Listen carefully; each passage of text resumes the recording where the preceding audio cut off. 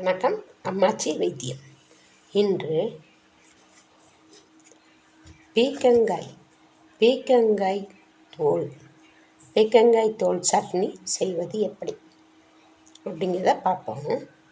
இதற்கு தேவையான பொருள்கள் என்னென்னா, பீக்கங்காய் தோல் நல்லா சதைப்பகுதி எடுத்துட்டு தோலை மட்டும் எடுத்து வச்சுக்கணும்.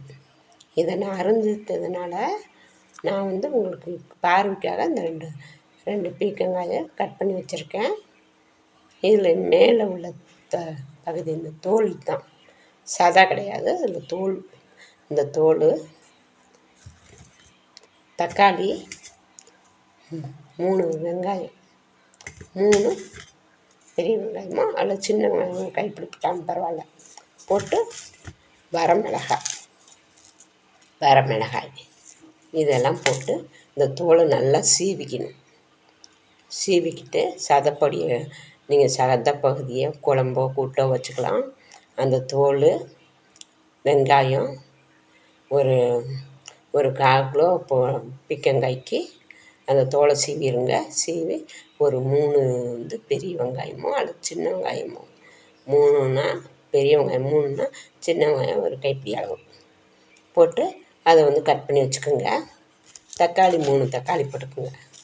நான் சொல்கிறது 1/4 கிலோ சட்னிக்கு 1/4 கிலோ எடுத்தோம்னா அந்த பீக்கங்காய் போக அந்த தோல் இருக்கிறதுக்கு தோலை நல்லா சீவிடுங்க.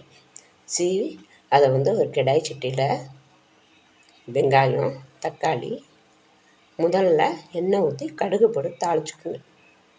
தாளிச்சிட்ட பிறகு இந்த வெங்காயம் தக்காளியை போட்டு நல்லா வணக்குங்க.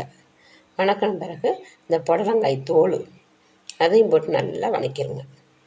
வணக்கி அதில் ஒரு ஒரு ஒரு கொட்டை புளி நல்லா ஒரு கொட்டை அளவுக்கு எடுத்துக்கோங்க. தேங்காய் போடுறதுனா போடலாம், இல்லைன்னா தேவையில்லை. அதே மாதிரி வரமிளகாய் போடலாம், இல்லை பச்சை மிளகாய் போடலாம். அது உங்கள் சௌகரியம். தேவைக்கேற்ப உப்பு போட்டு நல்லா வணக்கிடுங்க. வணக்கிட்டு அதை அடுப்பில் போட்டு எண்ணெய் ஊற்றி நல்லா வணக்கிட்டு அதை எடுத்து மிக்சியில் போட்டு நல்லா அடிங்க. மிக்சியில் போட்டு அடித்து அதை அப்படியே சேவ் பண்ணி ஒரு பாட்டில்லையோ அல்லது ஒரு டப்பா, டிஃபன் பாக்ஸ் ஏதோ, இல்லை கண்ணாடி பாட்டில் எதுனாலும் சேவ் பண்ணி வச்சுக்குவீங்க. வச்சுக்கிட்டா நீங்கள் 10 நாளுமே கிடையாது. அதை ஃப்ரிட்ஜில் வச்சு சாப்பிட்டிங்கன்னா செம்ம சூப்பராக இருக்கும். இது குழந்தைங்களுக்கு உடம்பு ரொம்ப ஆரோக்கியமானது. பெரியவங்களும் சாப்பிட்லாம். சாப்பிட்டு பார்த்தா செம்ம சூப்பராக இருக்கும். இது துவையல் பாருங்கள். இது துவையல். இது இந்த துவையல் செம்ம சூப்பராக. நான் வரமிளகாய் வச்சதுனால சிகப்பாக இருக்குது. நீங்கள் பச்சை மிளகாய் வச்சுக்கலாம், பச்சையாக இருக்கும். சாப்பிட செம்ம டேஸ்ட்டாக இருக்கும். செய்து பாருங்கள். செய்து சாப்பிட்டு பலன் பெறுங்க.